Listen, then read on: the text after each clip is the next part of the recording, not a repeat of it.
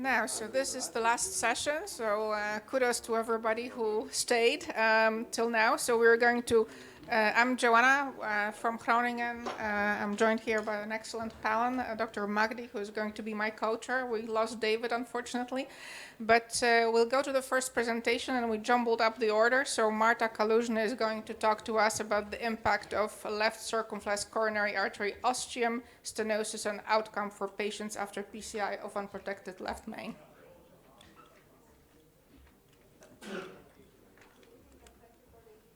Sorry that we changed the order of our presentation, but I have the already. So I want to show you results of our study, our registry, that show impact of left circumflex coronary artery ostium stenosis and outcomes for patients undergoing left main PCI. So all the time if we are talking about left main bifurcation, we have before our ears probably the same picture. So we must recognize how looks the plaque distribution at the bifurcation and in how many cases the left circumflex coronary artery is involved. Then we must recognize how looks the anatomy of this left main features, and we remember that the left main bifurcation is the biggest bifurcation in coronary system, and the circumflex artery is usually relevant side branch. Then we have a lot of studies which discussed how to should look the strategy of left main bifurcation management, and nowadays we know that we should go very simple, so with provisional stenting and only in some special situation go with upfront two-stent strategy, but they are of course situation which must change our thinking during the procedure, and we must skip to the two-stent technique after preparing the lesion. We know also that there are some things and some studies showing that left circumflex coronary artery can be really important and influence of the prognosis in our patient, that it's a 5 years outcomes according to the FFR, showing that left circumflex coronary artery, which is crossover stenting during the left main PCI, and the FFR, which show the low ratio, it's really an independent factor of worse diagnosis, and this study showed also that there was no correlation between FFR and percentage of diameter stenosis observed in angiographical imaging. So we see that the target lesion failure as well as the Mason generally was higher in this group of patients with lower FFR, lower than below 0.8 or below, and it was also connected with a higher rate of repeated vascularization in the future in this 5 years follow-up. Then we see the second method of the ischemia assessment, which is prepared in a bigger population and more than 1,000 patients, which here recognize that ischemia assess using Murray-Low-based QFR ratio, and according to the 3-year outcomes show us that there was also a quite big population of patients with residual ischemia after left main stenting, and the most the biggest population with the ischemic ischemic artery after revascularization of the left main was observed at circumflex area, and it was also connected with MACEs and showing that this residual ischemia can influence on cumulative cardiovascular death and also the endpoints according to the bifurcation lesion. Then we have also a different assessment. If we talk about complete versus incomplete revascularization of left main, is all the time the question how to really, it was also today discussed, how can you really define if it was completed or incompleted revascularization. It's very difficult. There are a lot of methods, and here is one of the newest study from this year showing that if it was it was assessed using anatomical, functional, or residual syntax score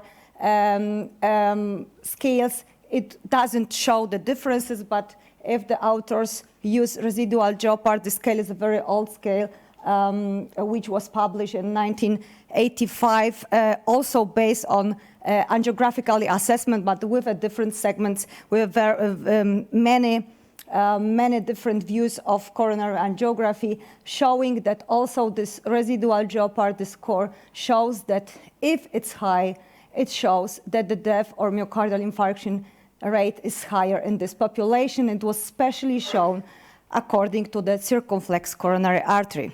Then we have the consensus that we should do proper left main bifurcation angioplasty with using intracoronary imaging, but we know from the last one consensus of the Euro Bifurcation Club that it's not so easy, because intracoronary imaging is underused, and we usually undertake our angiographic guidance results like what we do in everyday practice. So the aim of our study was to assess whether the involvement of circumflex coronary artery ostium carries prognostic implication in patients undergoing unprotected left main PCI in a real-world population in our center. It is a prospective registry. It is a big registry, but we analyze here only patient who had at least 1 year follow-up. It was 564 patients and 135 with left circumflex ostium stenosis and 419 without circumflex ostium stenosis. Here's the definition, how we define the ostial circumflex lesion. And our primary endpoint was in-hospital death and periprocedural myocardial infarction, but we were much more concentrated on the long-term all-cause death, like the most important thing what we want to assess. So if you see here the comparison of these two populations, so people with left main plus ostial circumflex coronary artery stenosis were older, have a higher rate of chronic kidney disease and diabetes, and of course higher syntax score.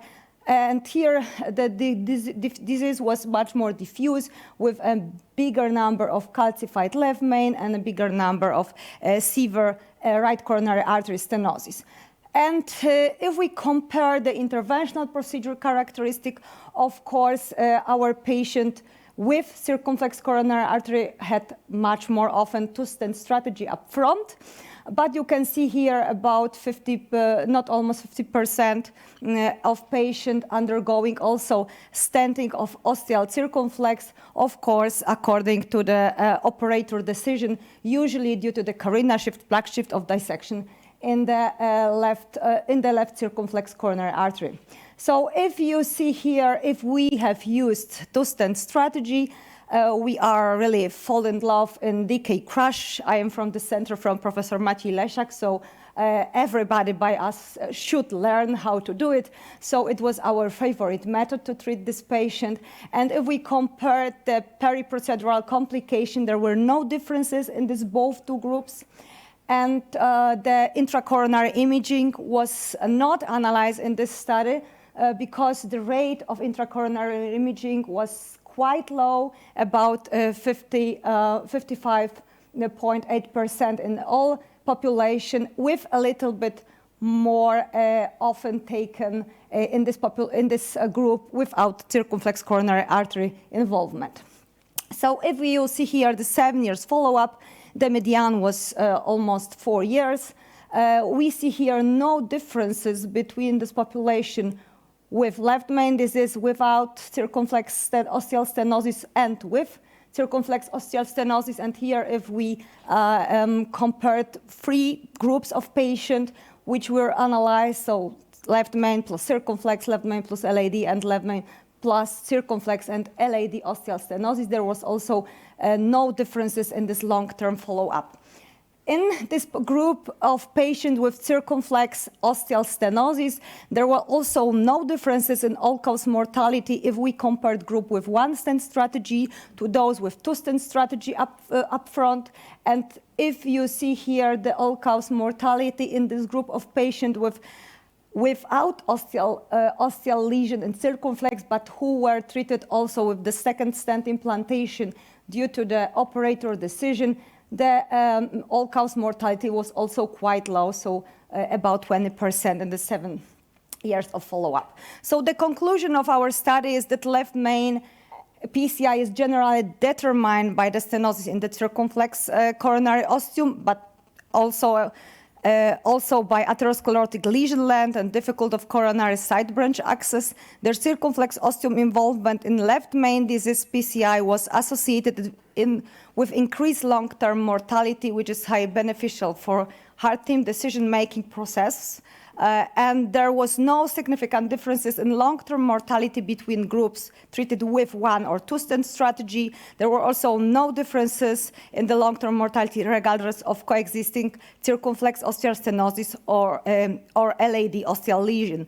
Subgroup of patients without circumflex coronary ostium stenosis who underwent PCI during left main PCI because of the plaque burden shift or carina shift, they are the most important situation, also presented good long-term outcomes. So the message for this year from this study is that stepwise provisional approach should continue to be the preferred option for interventional in bifurcation of the distal left main stem, and procedure optimization, intracoronary imaging and physiology, invasive and non-invasive, can be the solution to achieve really good results. Thank you very much.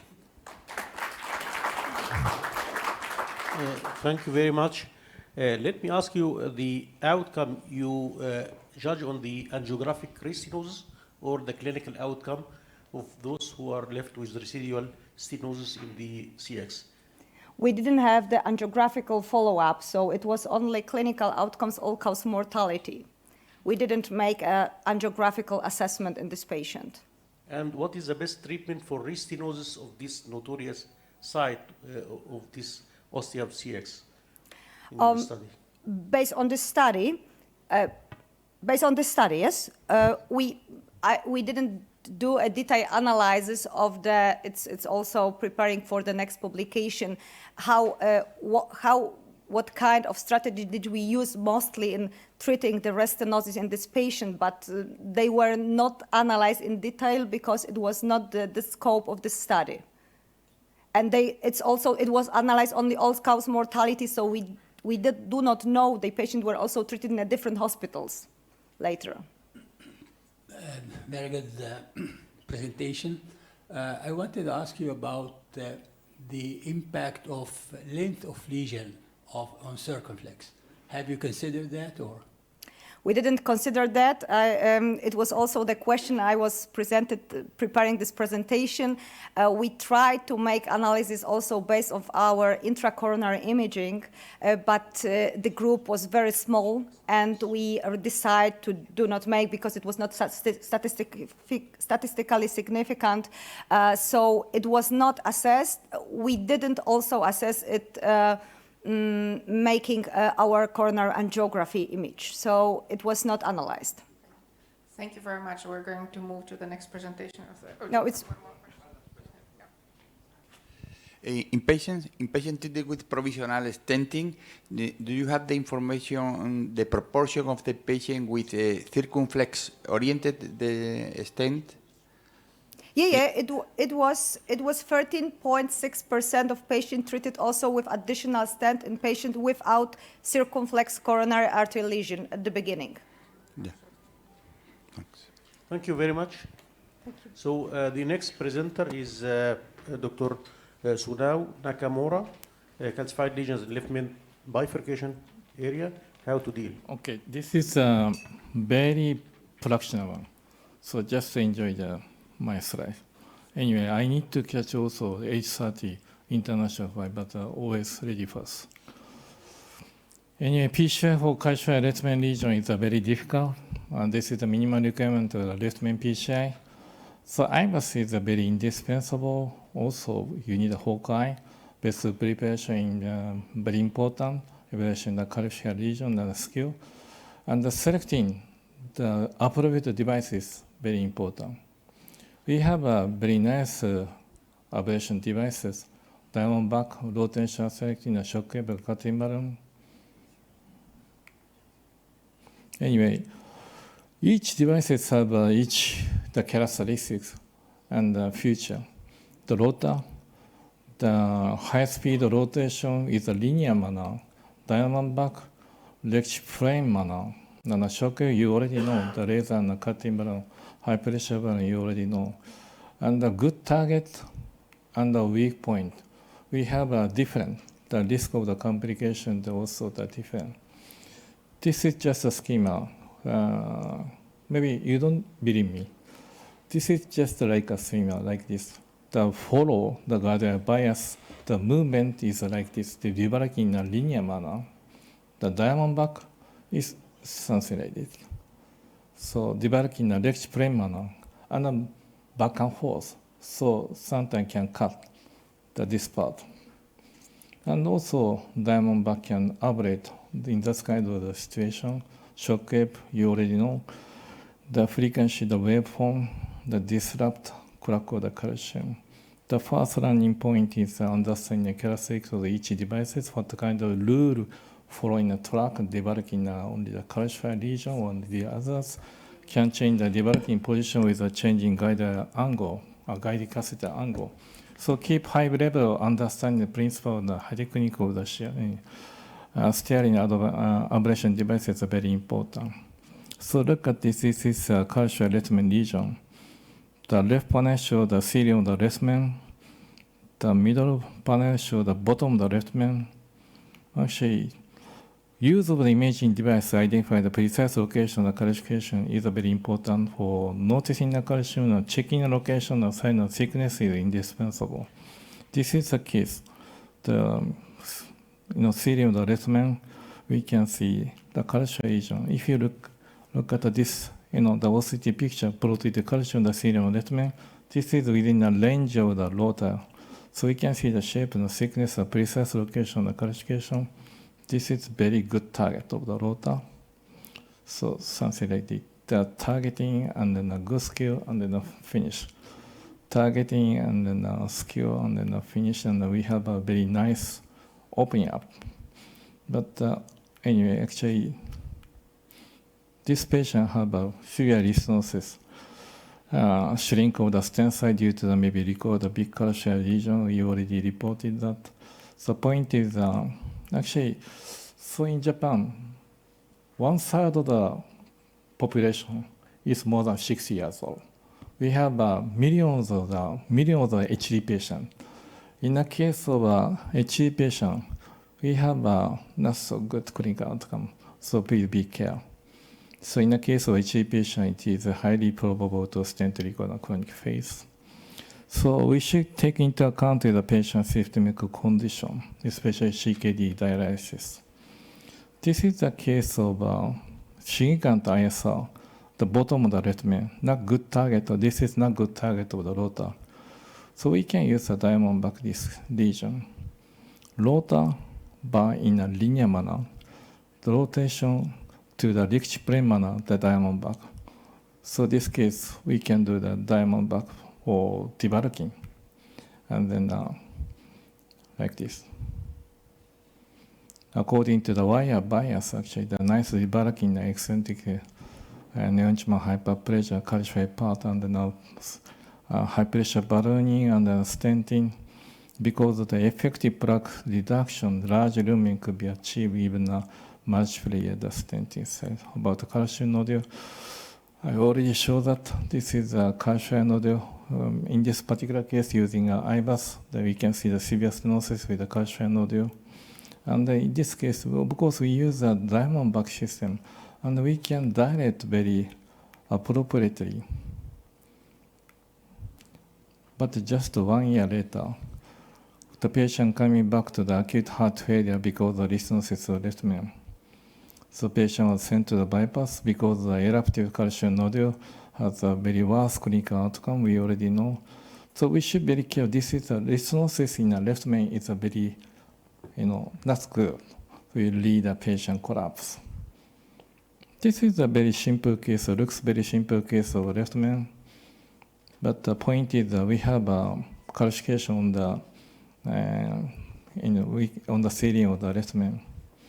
If you do not develop in devices, so actually accidentally wire was out in this case, but continue the left main to the LED stenting and circumference gone. So because thanks to the technique of our CTO technique of the PCI, we can open up and then beauty angiogram. But why happen? The calcium calcification opposite to the side branch is a problem. So if there's no calcium lesion, it's okay. But if I have a calcium lesion and there, the stem branch shifted to the actually side branch, the stenosis. We already have a paper impact of the main branch calcium lesion on the side branch stenosis in the bifurcation stenting. The actually calcium plaque opposite the carina is a predictive risk factor of the side branch occlusion. This is it. This is the learning point of the 6. And the final case is that this is a very severe calcium lesion. Maybe everyone cannot expect to fully open up the circumference. Diffusely severely calcium circumference, larger, very thick calcium lesion. How actually shock wave we do? The shock wave, the 2 shock wave, and then high pressure ballooning and then stenting, we can fully open up diffusely severely calcium circumference lesion. Also the LED, the shock wave, the fully open up. It is probably beyond our expectation. This is very amazing, but we can fully open up. These are my final message. The point of LM PCI for lock of the pipe. Select most appropriate devices. Please keep in mind characteristics of each devices. Of course, you need to have a good skill. And the imaging devices is a very indispensable. Also, reading imaging precisely, you need a Hawkeye to watch and evaluate. And do not forget, especially the CKD or dialysis. We should take into account of the patient's systemic condition. Of course, if this is my junior, actually, if we can get some information about the location of the calcification, maybe we can select the appropriate device before PCI. Something like this. Anyway. Finally, I just present to you. This is a sakura in February. April in February is so beautiful, but the sakura in winter is also beautiful. Thank you very much. I need to catch the plane. I go.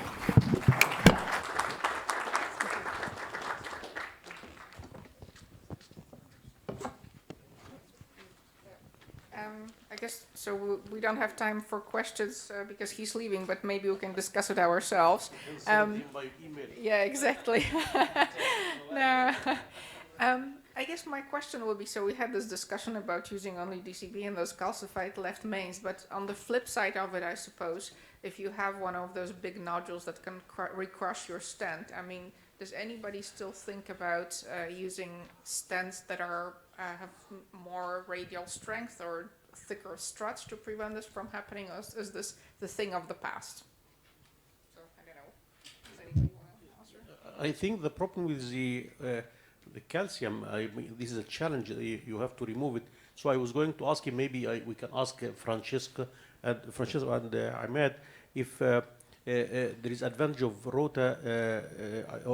rotation rather than simple atherectomy standard regarding the no reflow. It's higher, and if there is any rule for the new cutting balloons, they have also they can facilitate, or you go directly for atherectomy.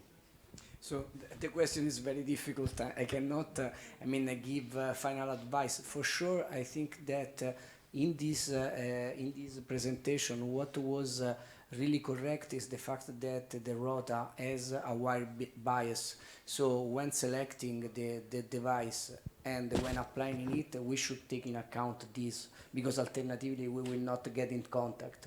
And regarding the stent type, for sure the stent characteristics across different manufacturers differ a lot. So it makes sense.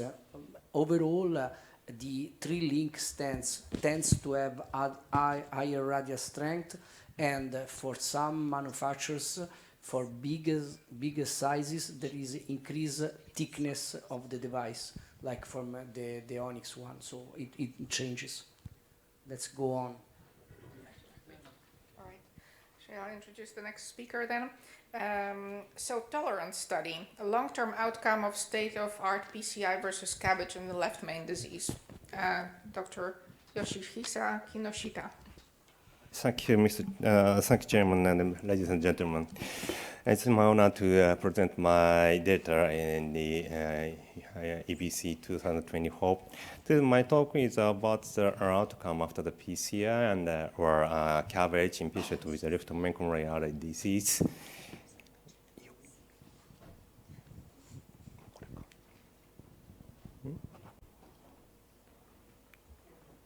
Okay, this is my disclosure. Yes, the untreated left main coronary disease is associated with the poor prognosis if compared with other type of the coronary artery disease. And following the 2018 European guideline, remains the CABG for the main care of the patient, for the patient of the left main with the left main disease. PCI received the class 1A, and if patient had the low syntax score, and the class 2A, if syntax score is intermediate, as you know. And in contrast, in American guideline, PCI is still class 2A. And if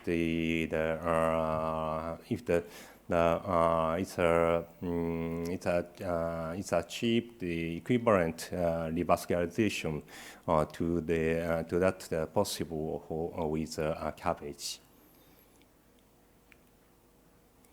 And recent evidence from the randomized control trials and the meta-analysis comparing PCI using DES with the CABG among these patients indicate equivalent result for the mid and long-term outcomes.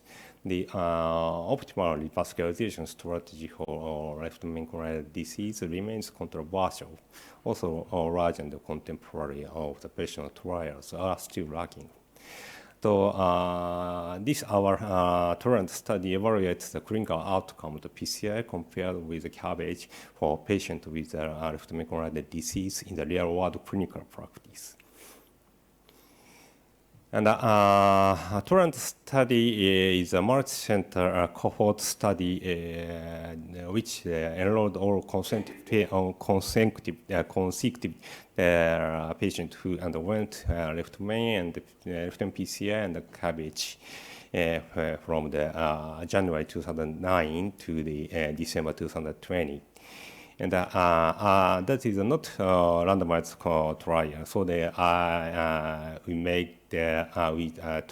we do the propensity score analysis, and the propensity score analysis was performed to account for the baseline difference in the patient characteristics and the control for the potential bias.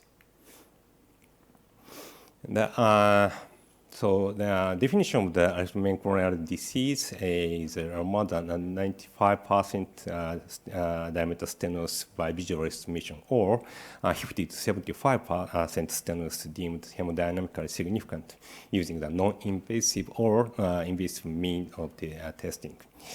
And of course, about the treatment for the patient, we had discussed with the surgeon team.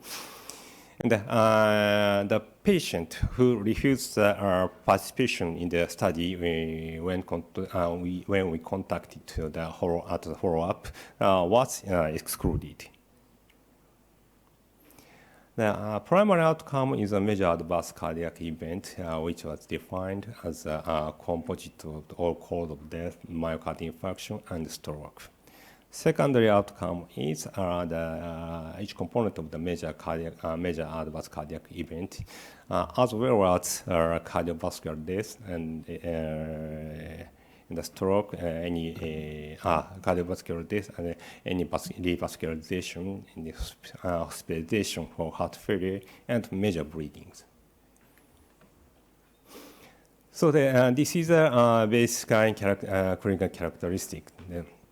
So totally 965 patients was enrolled. So as you can see, before matching, there is a big difference between the two groups, and also in this in this population, the large proportion of the patient with high age and diabetes, and also the chronic kidney disease. And so before matching, in this original population has a patient who underwent the another concomitant surgical procedure in the surgical group. So this patient was excluded before propensity score matching. So as a result of the propensity score matching, the 191 pair of patient were successfully matched. And as you can see, after the propensity score match, after the score matching patient, there is no significant difference between the background of the patient. Regarding other region characteristic, in the PCI group, we can see the little bit more proportion of the high syntax score patient, 31.4%, and the CABG of 24.6%. But there is no significant difference, statistical difference between two groups. And also the CABG group, there are patients who had more disease coronary artery disease than the PCI group after the matching.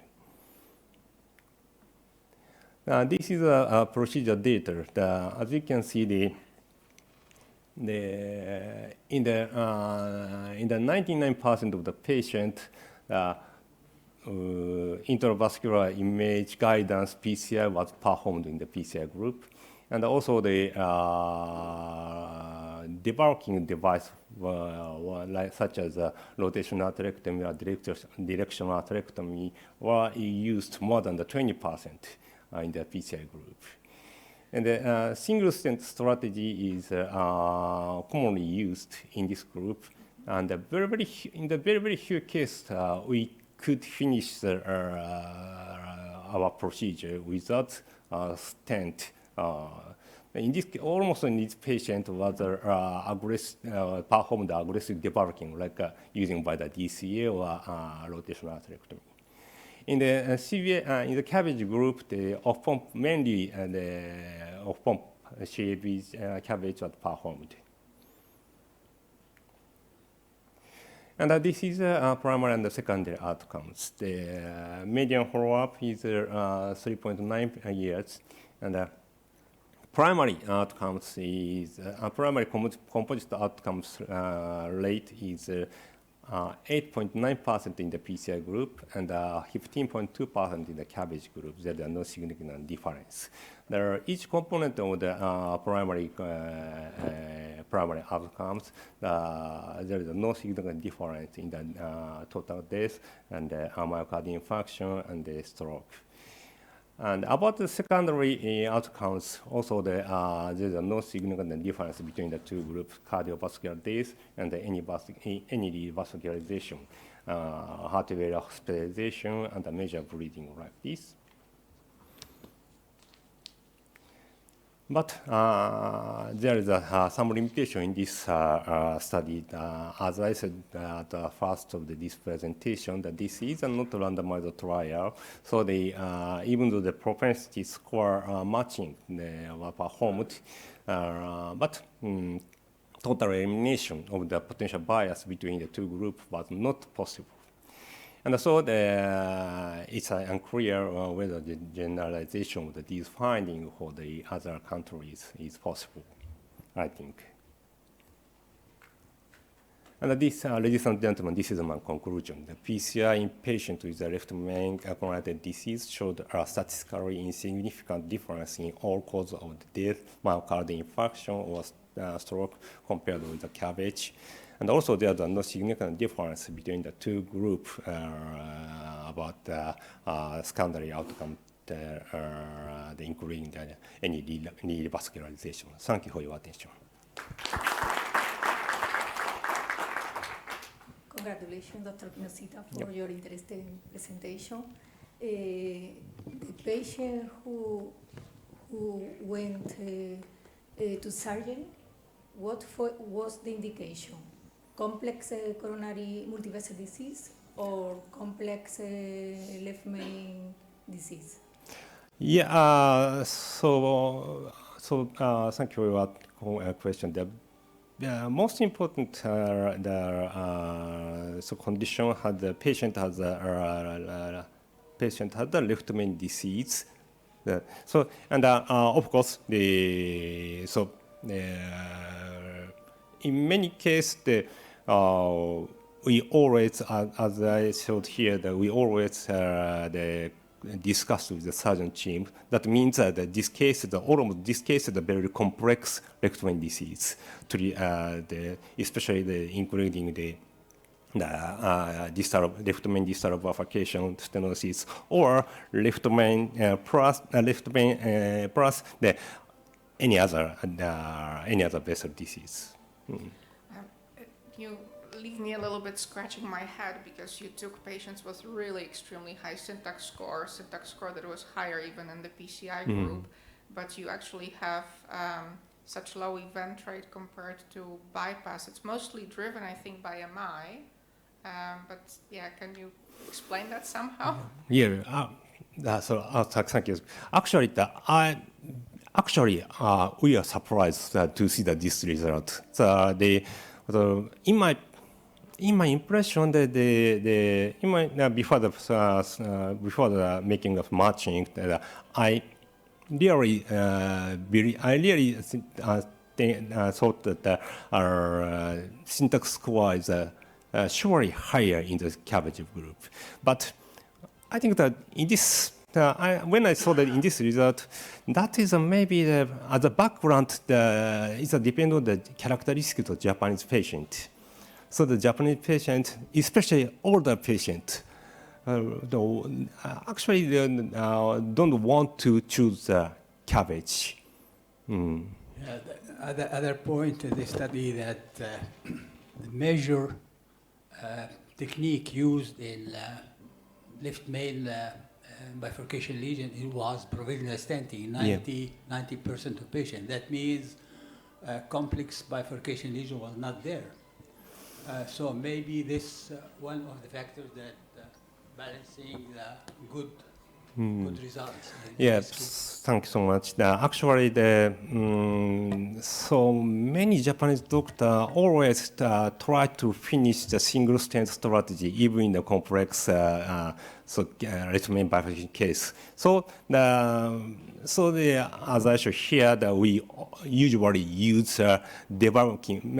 In many cases, we use it debulking the device to debulk especially in the side branch ostium to debulk the calcified plaque or fibrous plaque to finish to finalize the single stent strategy. It seems also that the surgery was more or less ideal. They used bilateral mammary arteries in 90%, and I don't know whether the message outside Japan, because maybe they refuse surgery there, to do the PCI if the Euroscore is high, comorbidities, or the coming up that the PCI we are doing this well, and so this should be the standard from now on. Okay. Yeah. Thank you very much. So next speaker is Chang-Wook Nam, differential diagnosis of true bifurcation lesions according to left main versus non-left main location and treatment strategy. Thank you, respected Chairman. Can you show the slide? Okay, this is my disclosure. So this slide, actually, we saw in the morning. So true bifurcation lesion is a higher event rate, but we don't know the different prognostic implication of PCI for the true bifurcation according to lesion location are unclear. So we want to show this result. So the aim of this study was to identify whether clinical outcome of true bifurcation lesion differed between left main and non-left main bifurcation, and also to determine the optimal treatment strategy for subtype of bifurcation lesion in current generation of DS. So we merged the three different registry from Korea COBIS-3 registry data, which was performed as a second generation DES. Also, two Italian group registry, the RAIN registry and the ULTRA registry.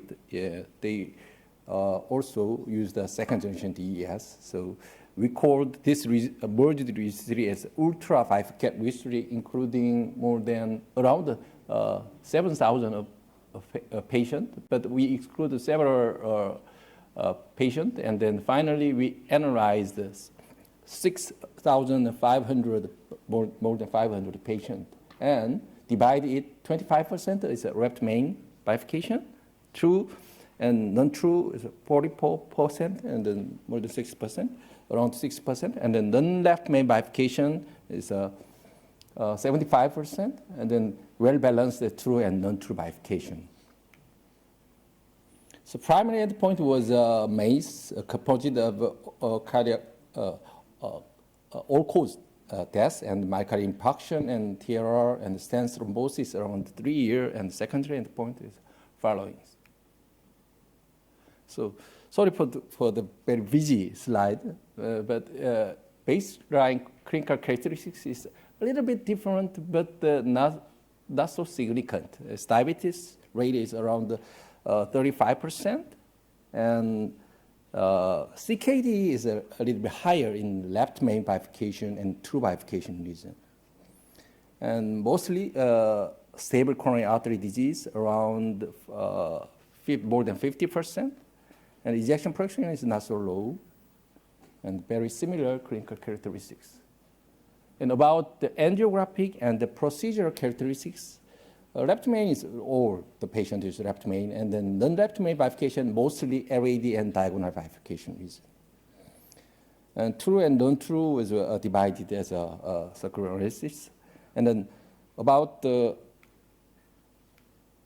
provisional strategy, most non-left main bifurcation is performed provisional one-stent strategy. But the left main, as we can see, the true bifurcation reason, and nearly half of patients was performed two-stent strategy. Among the upfront two-stent strategy, crushing was most common procedure, and then next followed the tap. IVUS guidance was performed more frequently in left main bifurcation, around 50%, and the non-left main bifurcation around 20 to 24%.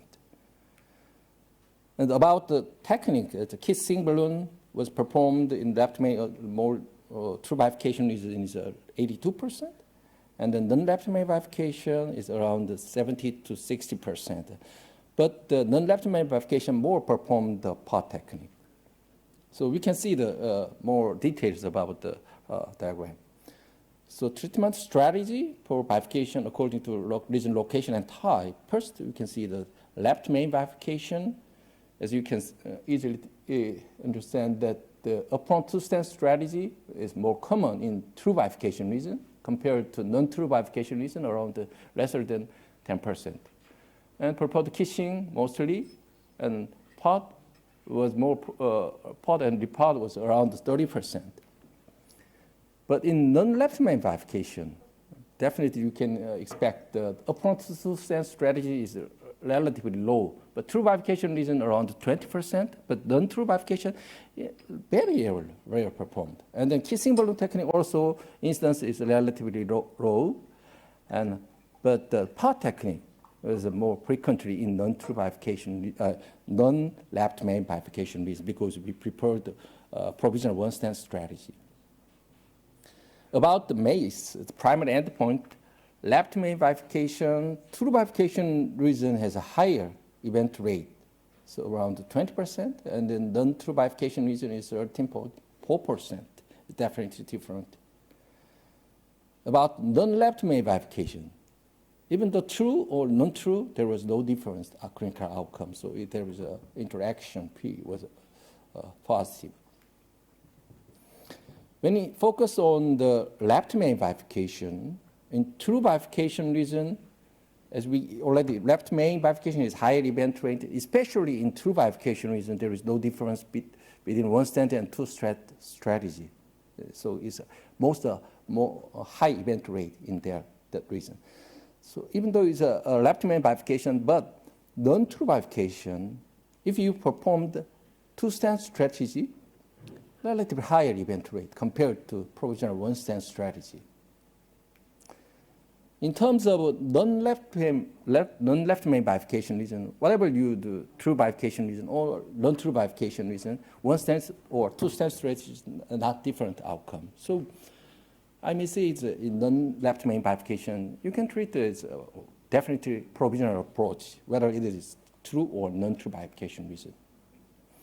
When we result analysis of predictor of a primary endpoint, left main bifurcation, if you low ejection fraction, high event rate, and femoral access, also maybe it's not just bleeding, but also maybe we do prepare the more complex situation, and also side branch region length is shorter, is better outcome, and provisional approach better outcome.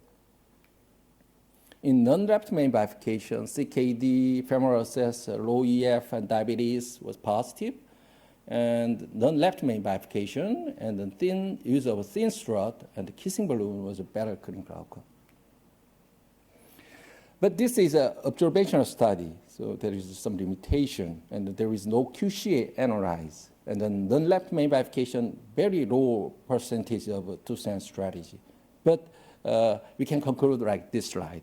So as I already mentioned, that non-left main bifurcation has a lower event rate, and whether it is true or non-true. But in the left main bifurcation region, true bifurcation region has very high event rate. And not just a very high event rate, but also if you compare the two stent and one stent strategy, non-true bifurcation is better clinical outcome is a one stent strategy. So provisional one stent strategy should be preferred approach for the treatment of a left main non-true bifurcation region. Thank you very much for your kind attention.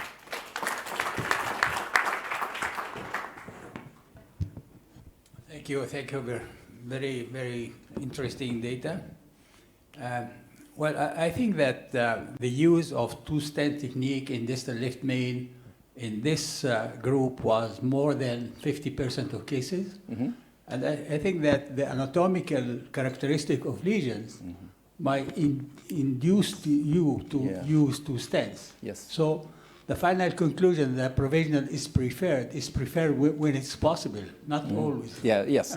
Of course, it's true bifurcation reason. Whatever you use, two stent or one stent, both group has higher event rate. Yes, yes. So it's we do not hesitate to use a two stent strategy in left main true bifurcation reason.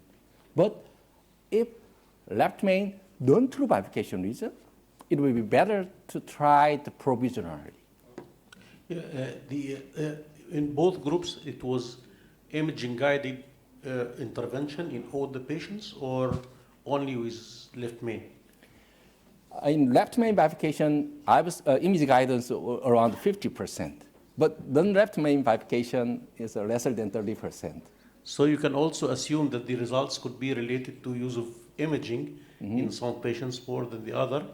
And the other point is left main, if you compare to the non-left main, of course the circumference most of the time is important compared to non-left main, where the side branch you need to judge and to see the length and the segmental myocardium, all these things. And so all these things count in the results also. Yeah, you're right. So as I already mentioned that the predictor analysis, if the side branch region length is lesser than 10 millimeter in left main, it means the circumflex disease is less than 10 millimeter, or better clinical outcome. The criteria for for implanting an stent in the circ when provisional stent was planned was angiographically timi flow based on physiology.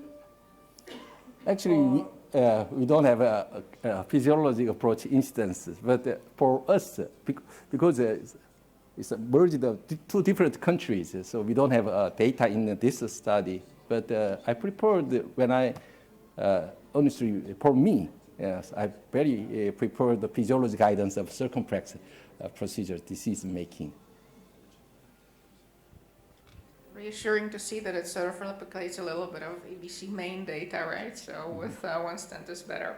Okay, thank you so much. I'm going to introduce the next speaker, and that's Dr. Anass Maaroufi to talk to us about temporal trends over a decade in left main PCI. Good evening, everyone. It's a great pleasure for me to be with you today in order to present for you the temporal trends over 1 decade in left main PCI, which is a collaboration work. Actually, it goes without saying that left main PCI is a challenging subset in terms of interventional cardiology. Why it is this way? Obviously, because there is a high myocardium putting at risk, and also from a technical point of view, we are dealing with the bifurcation, with a different angulation and different disease in terms of dorsal cells. There is evolvement of tools and techniques over the last decades, and actually there is the trials, and especially randomized clinical trials in EBC main was one of them, in terms of guiding us what would be the best stenting strategy. However, the real-life data also has a complementary role in order to shed light about what is our current practice and also try to see where are the areas of further improvement. So actually we try to study the trend in left main PCI in terms of the context of 15 years of a prospective large single center registry, and for that the organization was as a following. So the procedure was performed in the National Heart Foundation Hospital in Bangladesh, and the data was collected by the team of Dr. Fazila Malik, and the analysis was done by our group in Heart Center Graz by the leadership of Dr. Gabatot. So we included all consecutive patients with left main PCI and included the procedural characteristics and clinical data, and that was studied over 15 years period from 2006 to 2022. And what are the results? So actually, we managed to collect over 3,500 patients, and we divided them over 4 groups. Each group, it has the same number as the others. But actually here, there is this striking difference in terms that we managed to collect 873 patients in the timeline of 10 years, which is equal what we could have collected in the last 2 years, which gives us an idea about a high increase about left main cases that we come to treat percutaneously. In terms of average age, it was 57 years, which is quite young, and in terms of male propensity, it was 80%. So in terms of diabetes, it was over 50% of the patients with diabetics. There is an increased trend about renal disease patient that was treated percutaneously, and also a decrease of the number of protected left main, which gives us a hint about the high complexity moreover towards the year. In terms of the ACS, it represented 25% of the patients without any trends in terms of the timeline. And here, intravascular imaging, it was quite low in terms of the use, which is around 20% of the cases. However, in terms of the last 2 years, there is a decrease in terms of use of intracoronary imaging. And this is maybe because it's related to the high increase of the caseloads afterwards. In terms of advanced lesion preparation, it was high. I mean, here what I mean with advanced lesion preparation is also the Biocan devices, rotablation, IVL, scoring, or cutting balloons. So all of them is like in the same group. and there is a tendency of an increase of advanced lesion preparation throughout the years, and again, in the last few years, there was a decrease, and maybe here it's related to the lower use of intravascular imaging, because if you don't see the calcium, you would have less tendency to treat it. Now let's move to the stenting technique. So we compared one stent technique to two stents, and here I would like to say that for two stents, we don't have the data about if it was initially meant to be provisional and end up with two stents, or it was from the start an upfront two stent strategy. In terms of the trends, it was a lowering of the one stent use in favor of two stents throughout the years till 2021, and here comes the deflection to lands around 75% of the cases was done with one stent strategy. In here, let's dive into the double stent technique. What was the techniques that used? And seeing the crushing techniques, which include nano crush, mini crush, and decay crush, the peak which is started from 2019, which was quite concomitant about the publication of decay crush study. The tap technique remains the highest use of double stent technique, and the culotte became only popular later on, starting from 2019, which became later on the third preferred strategy. Now let's speak about mortality. So mortality known as such decrease in terms of 1 year mortality and 30 days mortality to reach a certain plateau level around 1% in terms of 30 days, and 12-month mortality around 5%. So why this is important? I think we had a continuous understanding of left main PCI throughout the year, and that's have a reflection about how we use our strategies. And here, this real-life data also, it gives us an idea about how we tend now to increase the complexity of the cases, and also more cases and cases are being treated percutaneously compared to CABG, and also this is reflected also on the recommendation. And we need to also see our mirror reflection about how our practice are and the emphasis of low use of imaging compared to high volume patient, and also in countries where there is low resources. And also, this is all of it is just to try to see the areas where we need to improve our practices. So it's essential to remember that still we can finish up 75% of cases with one stent strategy, and the trends, there is a dynamic trend in terms of double stent strategy. Thank you.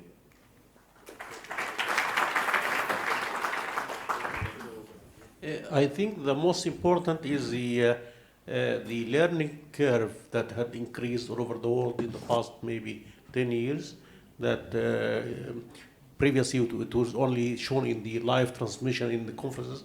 Now it is our daily practice.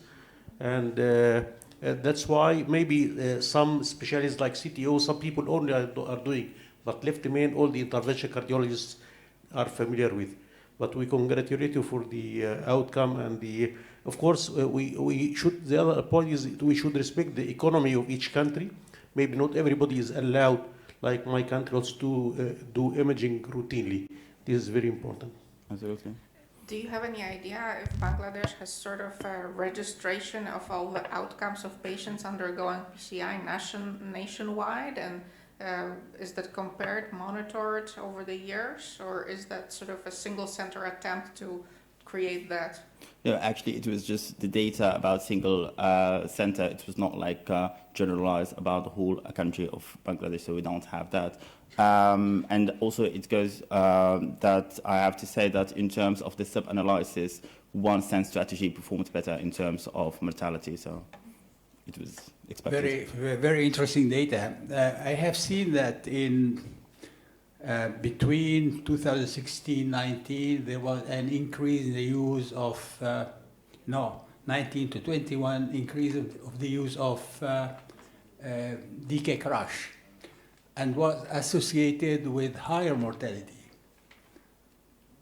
in the same period. I noticed that. Maybe. So this came back, and you went for more simple double stenting. That means TAP was increased and mortality goes down.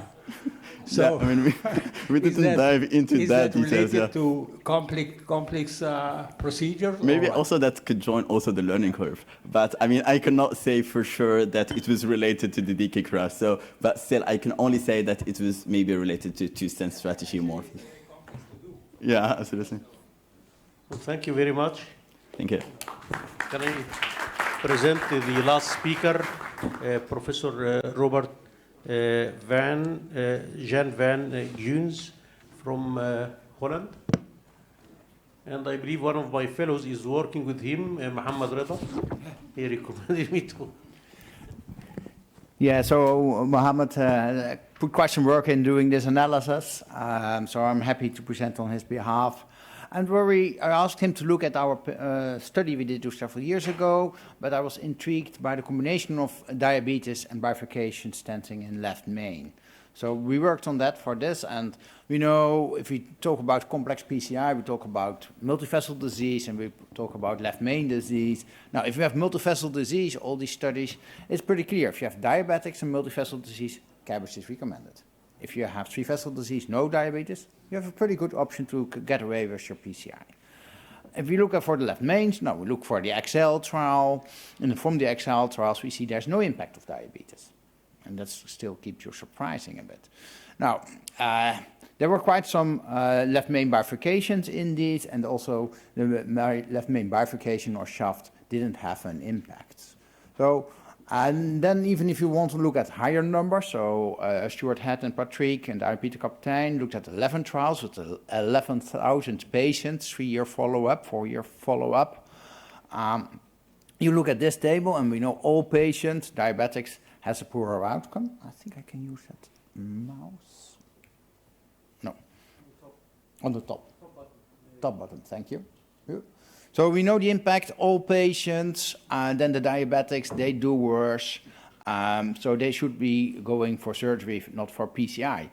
And that's mainly driven by the multivessel disease. If you look at this analysis where they looked for mortality in the left main, again, the numbers for P of interaction 0.13, 13% versus 16%, hazard ratio 1.34. No interaction, so left main disease and diabetics, you could pretty make your point and say that PCI is a very good option. And that's what we're doing today. Well, I have to go forward, of course. So in the recommendations currently, and in the left main disease, if it's percutaneous or surgical approach, there's nothing about diabetes. That's very easy.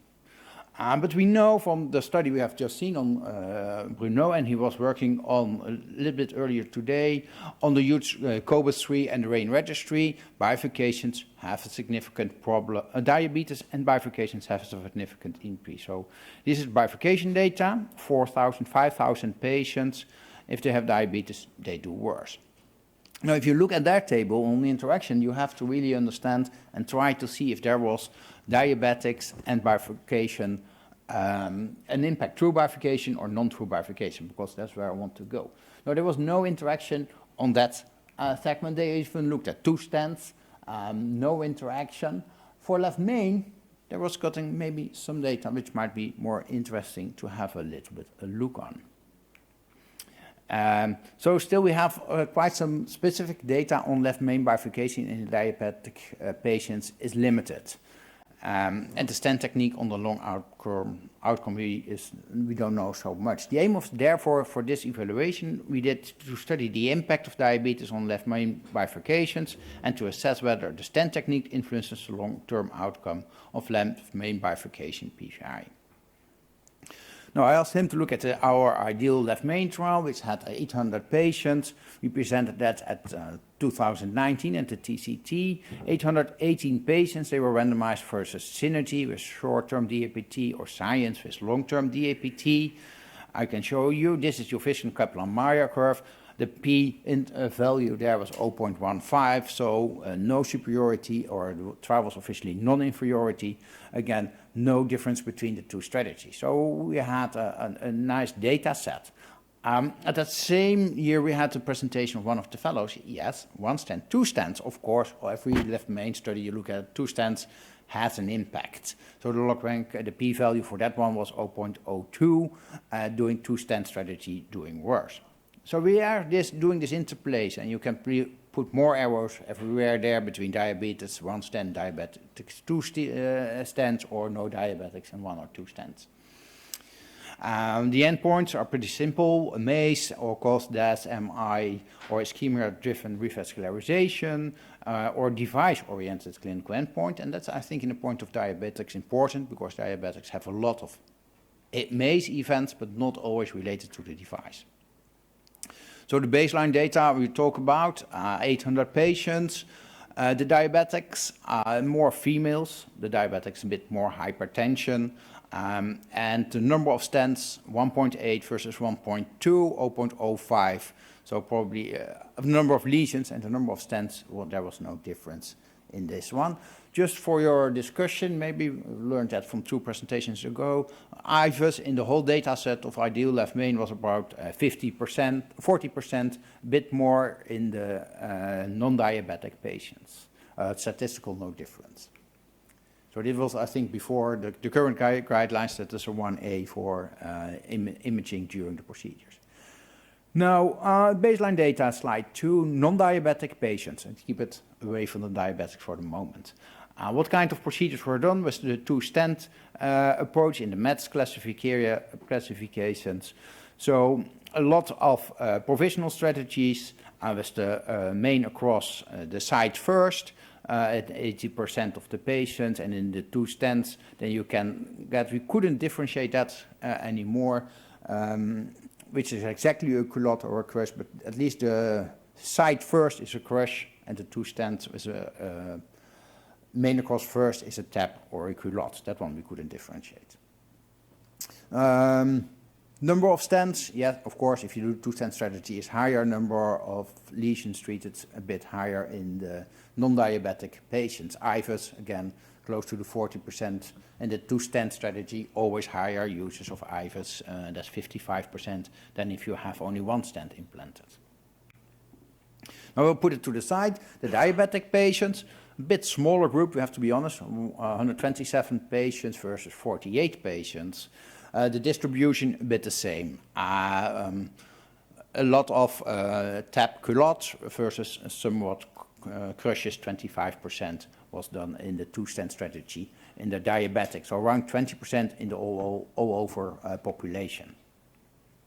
Now we have here 4 columns, and I put some in red to make it a bit more clear. And of course, we had expected that the diabetic patients were having more events, MACE events, than non-diabetic patients.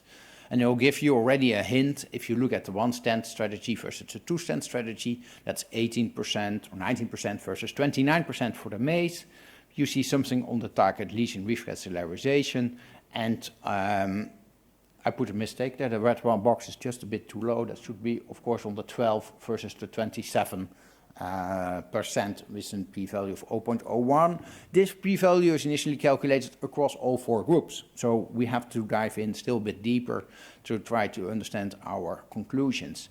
Results non-diabetic patients, and that was interesting because this is 500 patients and a two-stent strategy, 130 patients. No significant p-values anywhere in everything we looked at. So the non-diabetic patients, we think that sometimes two-stent is bad, didn't make that strong point in this one. We'll show you the diabetic patients, smaller groups, so it's more difficult to get significant values, but the numbers, I would say, striking. MACE, 18, 19 versus the 29.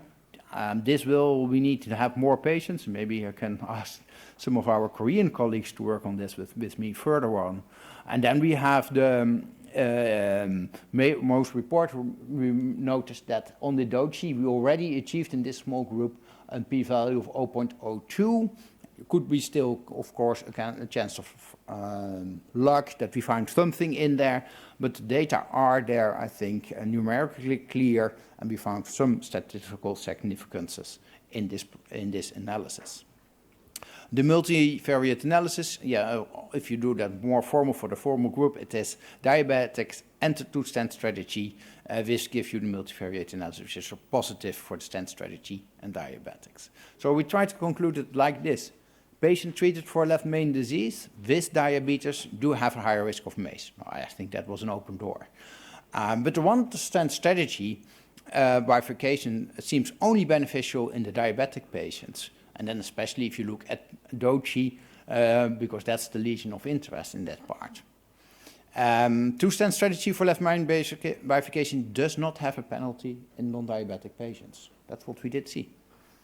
While POCI significant increase in diabetic patients treated with a two-stent strategy.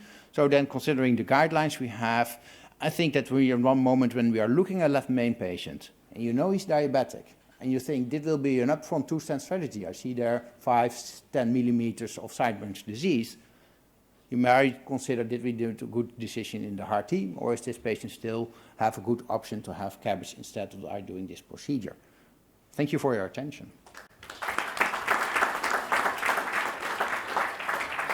Really nice data. So can I ask something provocative to you?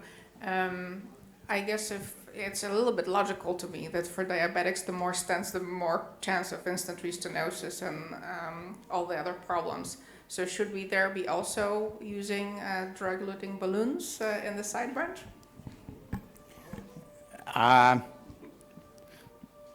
Should we use more IVUS, I would say first, because this presentation, we're looking at data from 2009, 16. We didn't do 100% IVUS or OCT imaging to make our optimal results. And then we still have to wait, I think, for better studies showing that DCB in the side branch, and especially the left main side branch, the circumflex, is as good as any other solution, because we don't know that from a randomized trial. That could be the cause of preventive stenting is doing better in diabetic patients. That means when you use two stents, IVUS was not that much used, right? Yeah, but similar in diabetic and non-diabetic patients. That was a bit my point. You say, okay, we might get away in the non-diabetic patient, but somehow we fail in our diabetic patients with this 50% of IVUS. Do you have data about the percentage of patients with complete revascularization and the impact on clinical outcomes? No. No. I think we can have a look for the total ideal left main population. Because the mortality can be influenced by multivessel disease. Yeah, completeness of revascularization. I have again seen yet today a lot of options to do that, so we need CTs. One point maybe we have to consider in all the studies on left main today, what was the difference between one stent and two stent technique in the procedure time and the contrast volume? And does this matter on in the outcome afterwards?